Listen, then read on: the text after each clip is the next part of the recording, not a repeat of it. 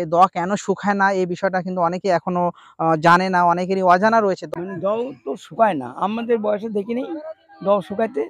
তবে একটু কুমের মতো হয়ে গেল, তো 30-35 হাত পানি ছিল। ও বাজারে একটা ছেলে স্কুল থেকে এসে ডুব দিচ্ছিল, মাঝেই মানে ওই গর্তের মধ্যে চলে গেছিল, ছেলেটাকে পাইনি। পরে নাটোর থেকে ডুবারিও নি, তারপরে তুললো। এই দয়ে কিন্তু অনেক বড় বড় মাছ হয় এবং সব জায়গাতেই কিন্তু শুকিয়ে গেলেও এই দয়ে কিন্তু কোনো পানি শুকায় না। এটা কেন এখানকার পানি শুকায় না, আসলে আমরা সেই রহস্যটি জানার চেষ্টা করলাম, কিন্তু অনেকেই বললো যে আসলে আমাদের কাছে এটা অজানা।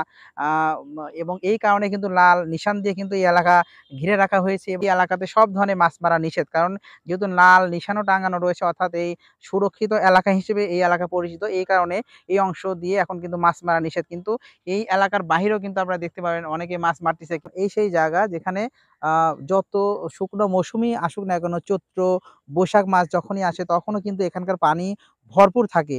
সব জায়গা শুকিয়ে গেল, এই দোয়া কেন শুকায় না? এটা কিন্তু এখনো জনমানুষের মনে কিন্তু এই কৌতূহল রয়েছে। আসলে আমরা কিছু মানুষের সাথে যা কথা বললাম, তারা কিন্তু বলতে পারেনি যে আসলে দোয়াটা কেন শুকায় না।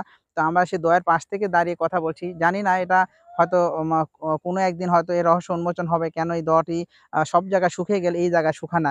এই যে চারিদিকে পতাকা টাঙানো রয়েছে, এই কারণে যে এই এলাকাতে মাছ মারা জনসাধারণের জন্য নিষেধ করা হয়েছে। কারণ যেকোনো মুহূর্তে একটা দুর্ঘটনা ঘটতে পারে। কারণ দ নিয়ে তো অনেক রহস্য ঘেরা।